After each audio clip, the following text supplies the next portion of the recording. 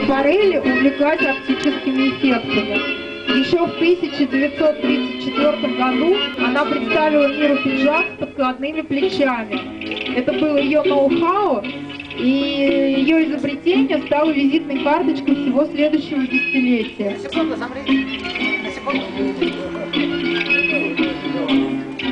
Стиль 40-х нельзя представить без доброго и ласкового образа эмансипированной дамы.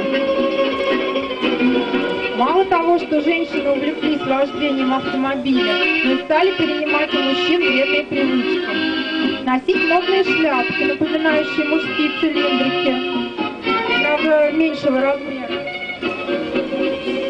И курить папиросы. А если мужчины курили в основном беломор, то для смелых дамочек Массельпром стал выпускать специальные дамские папиросы.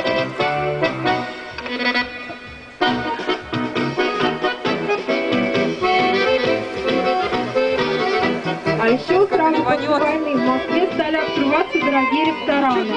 Они всегда были открыты для офицеров.